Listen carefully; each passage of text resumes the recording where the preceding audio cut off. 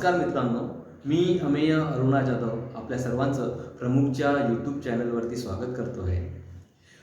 इतिहास हा माझा आवडीचा विषय आहे आणि भारतीय स्वातंत्र्य लढ्याचा इतिहास तर माझ्या विशेष जिव्हाळ्याचा हा विषय आहे. तर हे जे काही आपला इतिहास आहे हा अतिशय गौरवशाली आहे आणि या इतिहासाला जी गौरवशालीनता प्राप्त करून दिली आहे तर त्यात ज्यांचं योगदान आहे अशा व्यक्तींपैकी एका व्यक्तीविषयी आज मी बोलणार आहे. त्या व्यक्तींविषयी सांगण्या अगोदर माझ्या आयुष्यात ज्या काही एक घटना घडली होती त्या घटनेविषयी मी आधी सांगतो. ही घटना एक 3.5-4 वर्षांपूर्वीची घटना आहे. 3.5-4 वर्षांपूर्वी माझ्या आयुष्यात काही वाईट गोष्टी झाल्या होत्या आणि ज्यावेळी मी अतिशय निराश झालो होतो, हताश झालो होतो आणि त्यामुळे काही करावाची माझी इच्छा होत नव्हती. मी एका ठिकाणी बसून असायचो, कोणाशी जास्त बोलायचो नाही. माझ्या ज्या काही जुन्या आठवणी होत्या त्यामध्ये मी अडकून राहायचो. कधी कधी कपाट उघडून मी माझी काही जुनी कागदपत्रं आहेत ती बघत बसायचो, जुन्या आठवणीत रमायचो. तर असंच एकदा कपाट उघडून मी बसलो होतो आणि त्यावेळी त्या कपाटाच्या कोपऱ्यात एक पुस्तक मला दिसलं. पुस्तक माझ्या आवडीचं एक पुस्तक होतं ते आणि ते पुस्तक मी जवळपास 5-6 वेळा वाचलं असेल. मी ते पुस्तक उचललं, चालण्यासाठी म्हणून ते उघडलं आणि ते वाचत बसलो. 800 पानांचं ते पुस्तक मी 3 दिवसामध्ये सलग वाचून काढलं आणि पुस्तक वाचल्यानंतर मला एक जाणवलं की माझ्यामध्ये जो आहे तो एक आमूलाग्र असा बदल घडून आला होता. म्हणजे पुस्तक वाचण्या अगोदरचा मी आणि पुस्तक वाचल्यानंतरचा मी ह्याच्या 2 व्यक्ती होत्या, खरंच वेगवेगळ्या व्यक्ती होत्या. म्हणजे पुस्तक वाचण्या अगोदर मी अतिशय निराश होतो, हताश होतो. पुस्तक वाचल्यानंतर माझ्यामध्ये एक आत्मविश्वास आला होता की मी स्वतः काहीतरी करू शकतो. तर माझ्यामध्ये जे काही बदल घडून आले हे कशामुळे घडून आले तर बहुतेक त्या पुस्तकामुळे घडून आले. म्हणजे बघा, माझ्या आसपासची जी परिस्थिती होती ती काही बदलली नव्हती. माझ्या आयुष्यात जी काही संकटं होती ती जशी आहे तशीच होती. पण असं जरी असलं तरी त्या संकटाशी लढण्याचं बळ मला आलं होतं, संकटाशी लढण्याची हिंमत मला मिळाली होती आणि ही हिंमत मला त्या पुस्तकाने दिली होती. ते पुस्तक कुठलं होतं तर ते पुस्तक होतं विश्वास पाटील यांचं महानायक ही कादंबरी. आपल्या एका नेत्याच्या आयुष्यावर आधारित अशी ही ऐतिहासिक कादंबरी. मग असा हा कोणता नेता होता की ज्याच्या आयुष्याने मला इतकं उत्स्फूर्त प्रेरणा दिली की मी माझ्या आयुष्यात पुन्हा उभा राहू शकलो. तर त्या नेत्याविषयी मी आज आपल्याला सांगणार आहे, पण ती मी माझ्या कवितेच्या स्वरूपात आज आपल्यासमोर मांडणार आहे. कहानी है ये उस वक्त की भारत पर जब अंग्रेजों का राज था. कहानी है ये उस वक्त की भारत पर जब अंग्रेजों का राज था. तभी उनकी वाणी से बरसा एक एक शब्द, तभी उनकी वाणी से बरसा एक एक शब्द क्रांति का आभास था. परवशता के उन अंधेरों में वो दिए सा एक प्रकाश था. परवशता के उन अंधेरों में वो दिए सा एक प्रकाश था. शत शत नमन भारत माँ के उस लाल को जिनका नाम सुभाष था. नेताजी सुभाषचंद्र बोस, महानायक नेताजी सुभाषचंद्र बोस. विश्वास पाटील यांनी ज्या शब्दामध्ये त्यांचं वर्णन केलं आहे महानायक अर्थात नायकांचे नायक, त्या शब्दांमध्येच त्यांच्या कार्याची महती आपल्याला लक्षात येते. जनतेने त्यांना देशगौरव, नेताजी अशा उपाध्या देऊन गौरवलं होतं. या महानायकांचा जन्म 23 जून 1897ला बंगालमधील कटक येथे झाला होता. आज त्यांची जयंती. त्यांचं बालपण जे आहे ते अतिशय संपन्नतेमध्ये गेलं होतं. पिता की बैरिस्ट्री, घर में खेलती संपत्ति, खुद की ICS की डिग्री किसी बात की कमी न थी. फिर भी मातृभूमि पर जमकर बैठी गुलामी की बेड़ियां उन्हें सताती थी. फिर भी मातृभूमि पर जमकर बैठी गुलामी की बेड़ियां उन्हें सताती थी.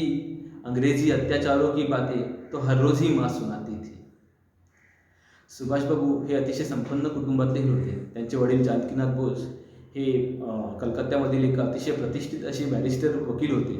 त्यांचा स्वतःचा बंगला होता आणि घरामध्ये ऐश्वर्य नांदत होतं. त्यांनी स्वतः ICSची डिग्री मिळवली होती. आता ICS म्हणजे त्यावेळी प्रशासकीय सेवेत दाखल होण्यासाठी लागणारी किल्ली. तर ही जी परीक्षा होती ही अतिशय कठीण अशी परीक्षा होती आणि या परीक्षेसाठी इंग्लंड आणि भारत या दोन्ही ठिकाणचे विद्यार्थी प्रयत्न करत असत. तर ही जी परीक्षा होती ही सुभाषबाबू अगदी पहिल्याच प्रयत्नात उत्तम गुणांनी उत्तीर्ण झाले होते. आता ते ही परीक्षा उत्तीर्ण झाल्यानंतर त्यांना शासकीय नोकरी आरामात मिळेल अशी विचार करून, असे अपेक्षा धरून वधूपिता जे आहेत ते त्यांच्या घरी येत होते, त्यांच्या वडिलांना भेटत होते. अनेक घरंदाज घरातील सुंदर सुंदर मुली त्यांना सांगून येत होत्या. तर अशा वेळी एखादा दुसरा माणूस असता तर त्याने एका सुंदर मुलीशी लग्न केलं असतं, एक ही प्रशासकीय नोकरी स्वीकारली असती आणि आरामात आयुष्य जगलं असतं. पण सुभाषबाबूंनी तसं केलं नाही. सुभाषबाबू आपल्या लहानपणापासूनच आपल्या देशबांधवांवर जे इंग्रज अत्याचार करत होते ते बघत होते. त्याशिवाय त्यांच्या आईंनीही त्यांना इंग्रजांच्या अत्याचाराच्या गोष्टी सांगितल्या होत्या आणि त्यामुळे आपल्या या देशबांधवांना या दास्यातून मुक्त करण्याची जबाबदारी त्यांनी स्वतःवर घेतली होती आणि या गुलामगिरीतून त्यांना मुक्त करण्यासाठी त्यांनी आपल्या सर्वस्वाचा त्याग करून स्वतःला देशकार्यामध्ये झोकून दिलं होतं.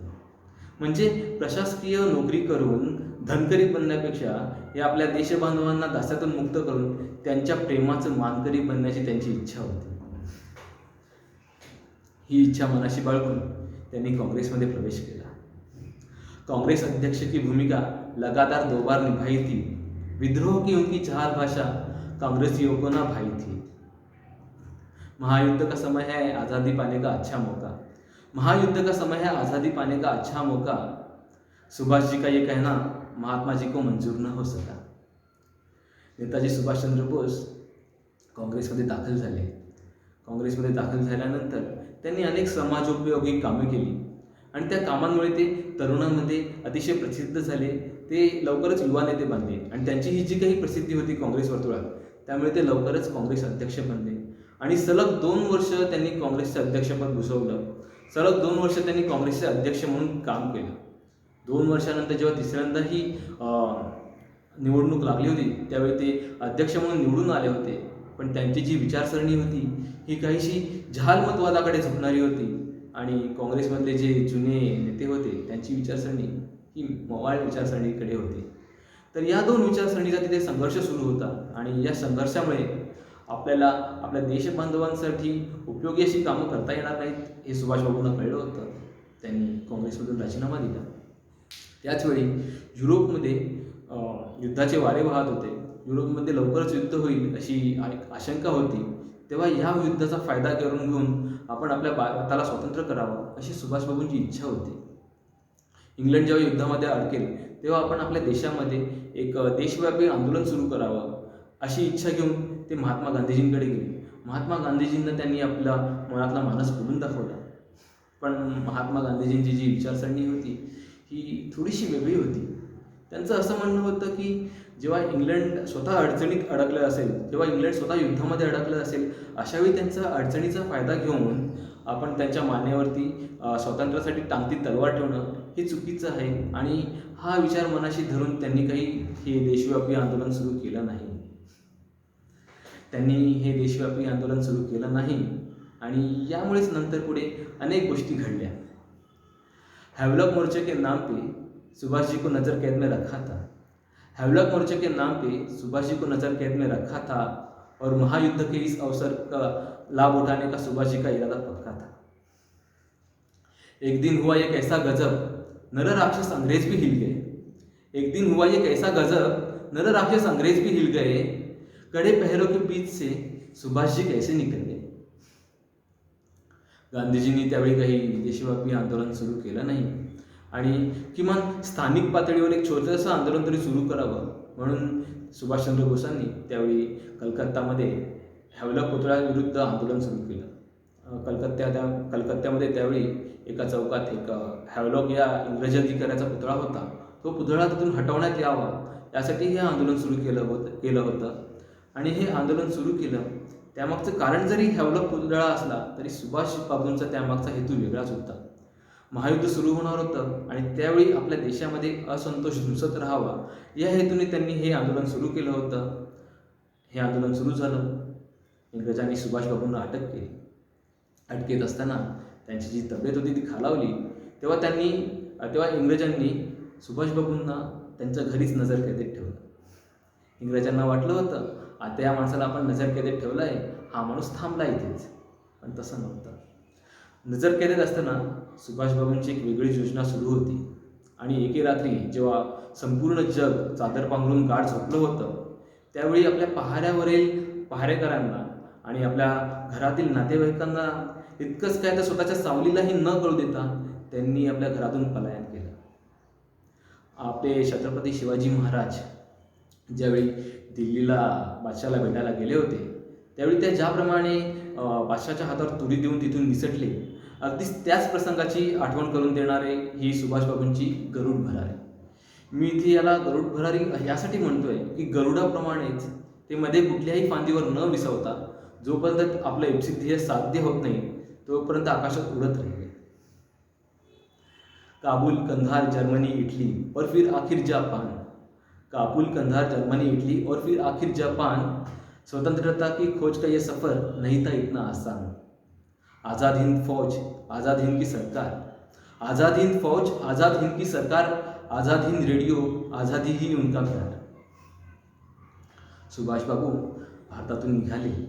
ते कंधार मार्गे काबूलला पोहोचले. काबूलमध्ये ज्या काही विदेशी एम्बॅसीज होत्या इटली आणि जर्मनीच्या, त्या एम्बॅसीमधून त्यांनी त्या देशात जाण्यासाठी प्रयत्न सुरू केले. आता यावेळी सुभाषजी जे आहेत त्यांच्या मागे ब्रिटिश गुप्तहेर लागले होते, ब्रिटिश पोलीस लागले होते आणि त्यांच्यापासून बचाव करण्यासाठी सुभाषबाबूंनी वेषांतर केलं होतं, आपलं नामांतर केलं होतं. आणि अशावेळी खोट्या पासपोर्टवरती दुसऱ्या देशात जाण्याची परमिशन मिळणं, जाण्याची अनुमती मिळणं हे भरपूर कठीण काम होतं. पण तरी त्यांनी आपले प्रयत्न सुरू ठेवले आणि त्यांच्या प्रयत्नांना यश आलं. त्यांना जर्मनीमध्ये जाता आलं आणि जर्मनीमध्ये गेल्यानंतर त्यांनी हिटलरची भेट घेतली. हिटलर जर्मनीचा राष्ट्राध्यक्ष, त्यांचा सेनाप्रमुख, राष्ट्रप्रमुख. आता एका राष्ट्रप्रमुखाने दुसऱ्या राष्ट्राच्या प्रमुखाला भेटणं ही गोष्ट अतिशय सहज आहे, पण एका राष्ट्रप्रमुखाने दुसऱ्या देशाच्या नेत्याला भेटणं ही इतकी सहज गोष्ट नव्हती. आणि असं असूनही हिटलर जो आहे तो आपल्या सुभाषबाबूंना, नेताजी सुभाषचंद्र बोसांना भेटला.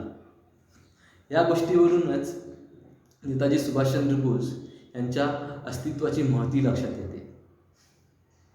नेताजी आणि हिटलर यांची बोलणी सुरू होती, पण त्या बोलणीतून काही चांगलं निष्पन्न होत नव्हतं.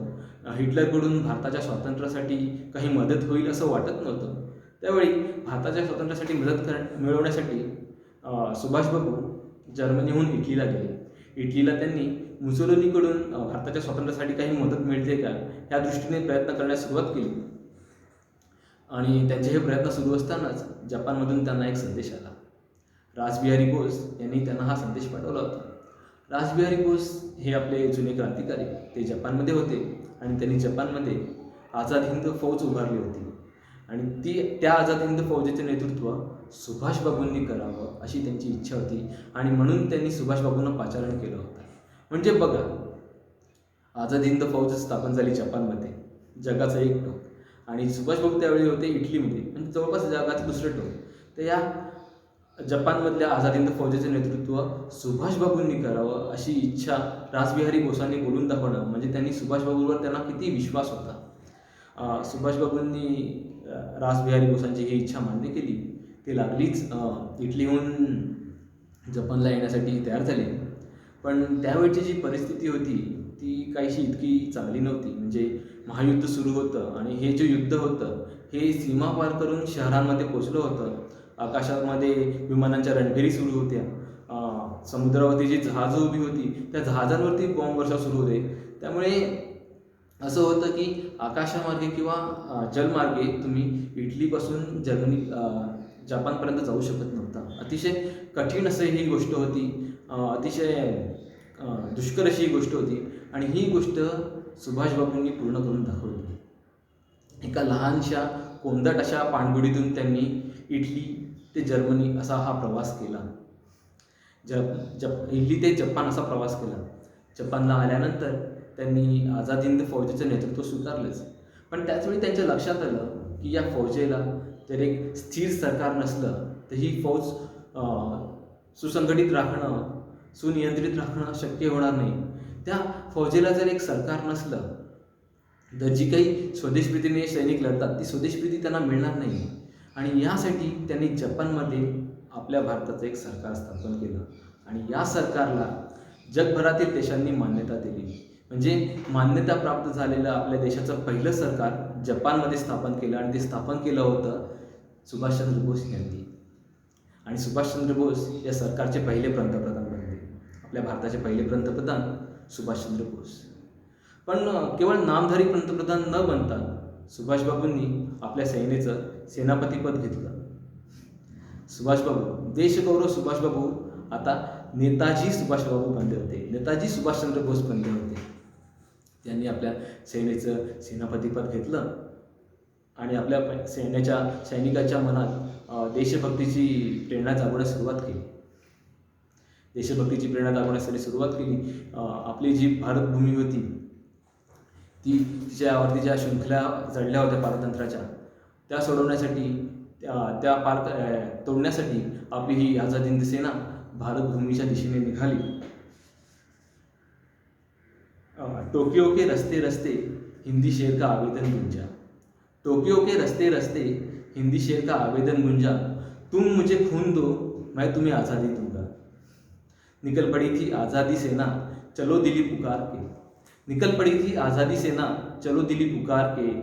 मरने को तैयार खड़े वीर बहादुर सुभाष के. कोहिमा गिरा रंगून जीता, कोहिमा गिरा रंगून जीता. पहुंच गई थी सेना इम्फाल. मानो जैसे शांत बैठे, शूरता उनकी देख रहा था काय. सुभाषबाबूंची ही जी काही आझादी सेना होती ही आपल्या भारतभूमीच्या दिशेने निघाली होती. अतिशय उत्स्फूर्ततेने कदम कदम बढायचा हे आपलं स्फुरणगीत गाऊन ते भारतभूमीच्या दिशेने निघाले होते. अतिशय आनंदाची अशी ही गोष्ट होती.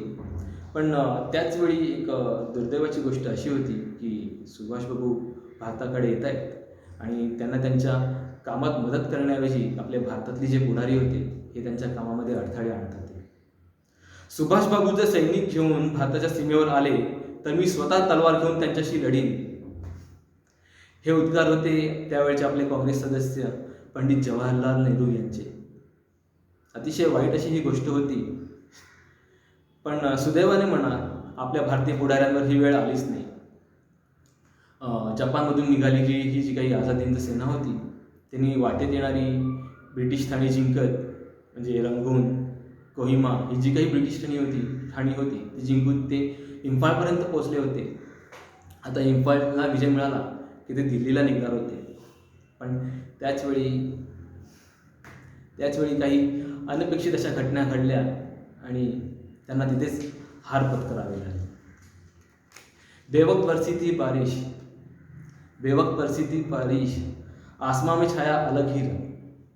बेवक्त बरसी थी बारिश, आसमां में छाया अलग ही रंग. भूख से व्याकुल सैनिक, अंग्रेजों की मार और आज्ञा. परमाणु बम के धमाके से जापान परास्त हो गया. परमाणु बम के धमाके से जापान परास्त हो गया. आज़ादी का था जो सपना वो एकदम से ही ध्वस्त हो गया. आपली सेना, आपली आझाद हिंद सेना इम्फाळमध्ये लढत होती. पण आपल्या दुर्दैवाने म्हणा तिथे जो पाऊस होता तो वेळेपूर्वीच आला होता आणि त्या पावसाने आपल्यासोबत रोगराई आणली होती. आणि आपली सेना ब्रिटिश सैन्य आणि रोगराई या दोघांशी लढत असतानाच दुसरीकडे अमेरिकेने जपानच्या हिरोशिमा आणि नागासाकी या 2 शहरांवरती अणुबॉम्ब टाकला होता. अणुबॉम्बच्या या स्फोटाने जपानचं कंबरडं मोडलं होतं. जपानने शरणागती पत्करली होती आणि त्यामुळे जपानकडून या आझाद हिंद सेनेला जाणारी जी काही रसद होती, धान्य पुरवठा होता, शस्त्र पुरवठा होता, तो थांबला होता आणि आपल्या सैनिकांना शस्त्र मिळत नव्हती. अशावेळी त्यांना ब्रिटिशांच्या या अद्ययावत शस्त्रास्त्रांशी लढावं लागत होतं आणि शेवटी नाईलाजांनी आपल्या आझाद हिंद सेनेला तेव्हा तिथे माघार घ्यावी लागली. नेताजींचं ते स्वप्न होतं की त्यांना आझाद भारतात जायचं होतं, ही लढाई जिंकून, ते तिथे अपूर्ण राहिलं होतं. त्यांची मनस्थिती अतिशय निराश झाले होते ते. ऊंचे इरादे रखने वाले हिम्मत ना हारते हैं, ऊंचे इरादे रखने वाले हिम्मत ना हारते हैं. एक लड़ाई हार गए तो क्या, चलो साथियों फिर से लड़ते हैं. जिंदा दिल नेताजी हिम्मत ना हारे थे, जिंदा दिल नेताजी हिम्मत ना हारे थे. अब भी उनके सीने में जलते हुए अंगारे थे, अब भी उनके सीने में जलते हुए अंगारे थे. जापान से निकल रशिया जाने की सोच थी, जापान से निकल रशिया जाने की सोच थी.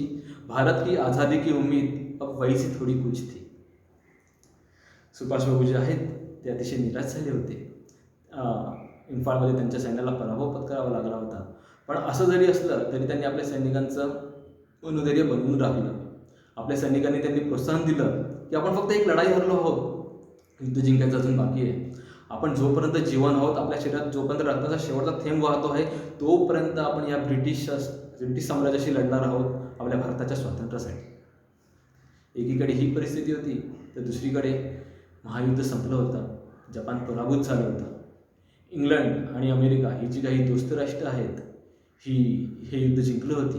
आणि युद्ध समाप्तीचा जो काही एक अघोषित नियम असतो की विजेती राष्ट्र ही जित राष्ट्रांवर काही नियम लागतात, निर्बंध लागतात, काही अटी लागतात.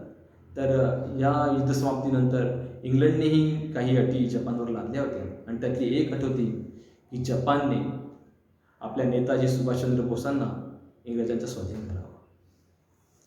नेताजी सुभाषचंद्र बोसांना रणांगणामध्ये लढता लढता मरणं पसंत होतं, पण असं ब्रिटिशांच्या कैदेत सडणं पसंत नव्हतं. आणि त्यामुळेच त्यांनी रशियाला जाण्याचा विचार केला. त्यावेळी रशियामधून भारताच्या स्वातंत्र्यासाठी मदत होण्याची शक्यता होती आणि म्हणून ते रशियाला जाण्याचा त्यांचा विचार होता. रशिया जाने वाला उनका जहाज बीच रास्ते ही दुर्घटनाग्रस्त हो गया. आज़ादी का हमारा जो सेनानी जलते जहाज में कहीं खो गया. जे जहाज रशियाला निघालं होतं ते मध्येच फॉर्मोसा बेटावर त्याला अपघात झाला आणि त्या अपघातामध्ये नंतर नेताजी सुभाषचंद्र बोसांचं काय झालं त्याबाबत सध्या तरी एकमत नाही आहे. म्हणजे काही जण असं म्हणतात की त्या अपघातामध्ये नेताजी सुभाषचंद्र बोस मरण पावले. काही जणांचं असं मत आहे की ब्रिटिशांना गुंगारा देण्यासाठी सुभाषचंद्र बोसांनी स्वतःच ती योजना आखली होती अपघाताची आणि या अपघाताचा आड घेऊन ते तिथून निघून गेले. तर या बाबतीत जी कागदपत्रे आहेत ती आपल्या सरकारकडे आहेत आणि ती लवकरच ती प्रकाशित करेल अशी आपण अपेक्षा धरूया. तर ही आपली नेताजी सुभाषचंद्र बोसांची 48 वर्षांची कारकीर्द. 48 वर्षांच्या या कारकिर्दीत त्यांनी अनेक संकटांचा सामना केला आणि कुठल्याही संकटाने खचून न जाता ते प्रत्येक वेळी पुढे जात राहिले. म्हणजे प्रत्येक वेळी संकट पाठीशी बांधून ते वादळाशी लढत होते. त्यांच्या या ज्या जीवनाला आपण झंझावाताशिवाय काय म्हणणार. त्यांचं जे हे जीवन होतं हे काही झंझावातापेक्षा कमी नव्हतं. आणि हे जे त्यांचं झंझावते जीवन आहे हे एका कवितेच्या स्वरूपात मांडणं अतिशय कठीण होतं. पण तरीही त्यांच्या आयुष्यातील हे जे काही प्रसंग होते हे कवितेच्या स्वरूपात गुंफून ही कविता मी त्यांना मानवंदना अर्पण करण्यासाठी प्रयत्न केला आहे. तर आपले हे सुभाषचंद्र बोस त्यांची आज 125वी जयंती. 125 वर्ष होऊन गेली, पण अजूनही त्यांची जी कथा आहे, अजूनही त्यांचे जे इतिहास आहे, त्यांचे जे कर्तृत्व आहे तो आपल्याला प्रेरणा देतो आहे. आज त्यांची जयंती. त्यांच्या या जयंतीला एक अभिमानास्पद अशी गोष्ट आहे की भारत सरकारने या जयंतीला शौर्य दिन, पराक्रम दिन म्हणून साजरा करण्याचं ठरवलं आहे. आणि यापुढे आपण ही जयंती शौर्य दिन, पराक्रम दिन म्हणून साजरा करणार आहोत. अतिशय अभिमानाची गोष्ट आहे, अतिशय आनंदाची गोष्ट आहे. आज या जयंतीदिनी मी नेताजी सुभाषचंद्र बोसांना हात जोडून अभिवादन करतो. तसेच आज हिंदू हृदय सम्राट माननीय श्री बाळासाहेब ठाकरे यांचीही जयंती आहे. तर मी त्यांनाही हात जोडून अभिवादन करतो. ही जी काही थोर व्यक्ती आपल्या इतिहासात होऊन गेले आहेत त्यांचं आयुष्य आपल्याला नेहमीच प्रेरणा देत राहते आणि देत राहील. जाता जाता नेताजी सुभाषचंद्र बोस यांच्याविषयी 2 मी लाईन्स बोलतो आणि आपलं बोलणं इथेच थांबवतो. जुड़ जाते हैं मेरे हाथ जब भी मैं उनका नाम हूँ सुनता. जुड़ जाते हैं मेरे हाथ जब भी मैं उनका नाम हूँ सुनता. राख में भी जा भर दे उनकी गौरवशाली ये जीवन गाथा, उनकी गौरवशाली ये जीवन गाथा. जय हिंद.